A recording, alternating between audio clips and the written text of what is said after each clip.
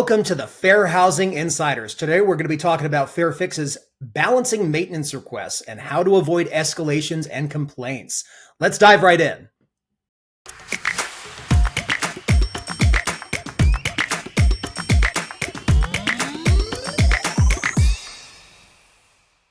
Hello, everyone. Welcome to the Fair Housing Insiders, and we have another fantastic episode for you today. Today, we're talking about maintenance requests. You may not think that I have a lot to do with fair housing, but I promise you they do.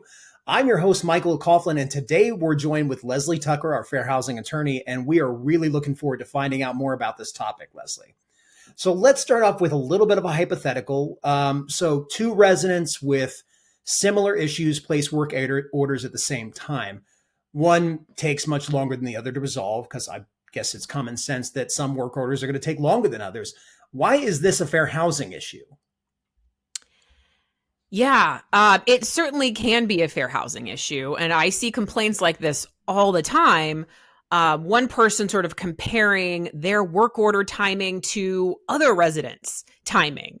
And what makes it an issue, and honestly, if you work in maintenance or if you work in really the housing industry, you know that there are going to be lots of legitimate reasons why maybe one work order is going to take longer than another work order.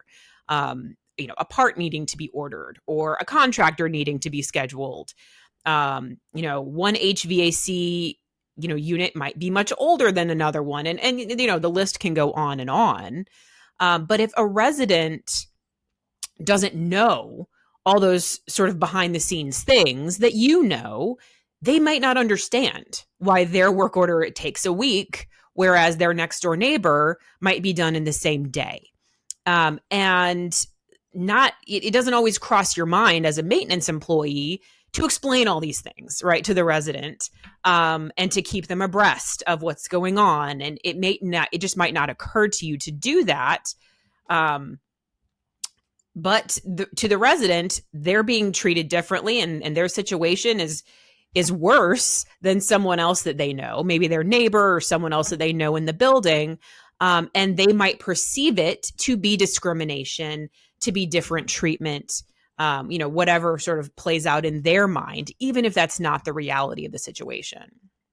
That's a good point, Leslie. Being treated differently, even if it's just a perception, can always potentially be a fair housing issue. And speaking of fair housing issues, make sure you avoid fair housing issues by liking this video, subscribing, and staying up to date on your fair housing knowledge. So, Leslie, since it seems unavoidable that not all work orders will be completed at the same time, what can maintenance staff do to avoid that perception of favoritism between one resident and another? Well, I personally think that it's a pretty simple fix. I think the easiest way to avoid that initial misperception that they're being treated badly or differently or worse than someone else is communication. Send that person an email. Talk to them when you're in their unit. Call them. However you communicate with your residents. Say, hey, Miss Jones, I'm so sorry this is taking longer than we expected. We had to order a part. We had to call the HVAC contractor, whatever it may be, and let them know this is how long it may take. I'm so sorry for the inconvenience. We're going to get this fixed as soon as possible. Something as small as that can really make such a huge difference in whether someone is feeling heard, whether they are, feeling like they're being treated with good customer service. That makes sense. And I'd imagine it's probably a best practice to also document, as you said, communicate to the resident, but also probably to document any reasons for delays as well, correct? Of course. Like if you go out of your way to explain all of these things and to tell the resident, yes, this is what's going on, but they are still not satisfied. They're still angry. They still feel like they're being wronged. And they go file a fair housing complaint against you and your company. That's really the best way that you can protect yourself and your company, is to make sure that not only did you talk to them, not only did you communicate the reason, but that you have all of this documented.